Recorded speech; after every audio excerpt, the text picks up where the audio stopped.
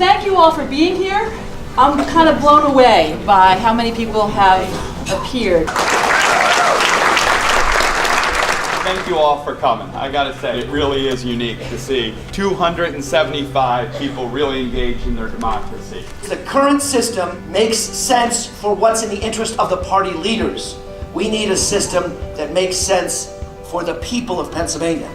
That's ridiculous. We have to change that process. The reason that Pennsylvania voices are too often overlooked is because legislators know voters aren't able to hold them accountable at the ballot box.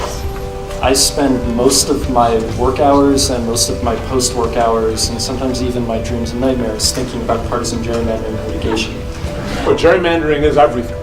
It is everything because the system that we have now is a block on democracy. It's a block on effective government. It's a problem of dysfunction within the legislature.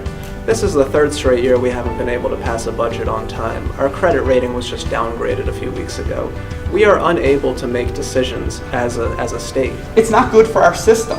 And I say that as someone who's, some people say, well, you're the beneficiary of it. I'm like, no, we're all the victim of it. And I don't mean victim, partisan, Democrat, I don't mean it that way. I mean it as citizens of the Commonwealth. Our government doesn't function well because of these districts. A place called Creed's Seafood and Steaks out in Montgomery County. So the 7th district it actually narrows down to this restaurant and then broadens back out again. Another one is Brandywine Gastrointestinal Associates, which is an endoscopy center. We had 1.7 million wasted votes for Democrats versus 700,000 wasted votes for Republicans in our last congressional election. Pennsylvania should be a leader on this issue.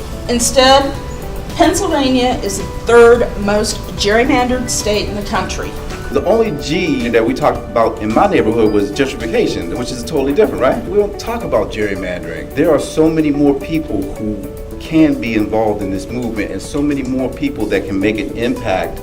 I'm talking about a critical mass of individuals armed with the knowledge of what gerrymandering is and this impact on our democracy. I think you need to be strategic about building that unusual alliance. Who is the Daenerys, the Jon Snow, and the Lannisters in your community that is not in this room? Who is maybe uncomfortable to talk to, and how can I talk to that person and engage those people to reach past the kind of the barriers that we've all begun to construct around ourselves, which are dangerous to us, dangerous to community, dangerous to democracy. If a door shuts in your face, be creative about how to get around that. Get a resolution passed in that state representative's hometown, supporting it. Put an op-ed or a bunch of LTEs in his local paper and say, thank you to Rep. Blank, you've really stood out on this. You gotta go and see them. You gotta force the encounter. They need you. They need you to encourage them and give them some courage.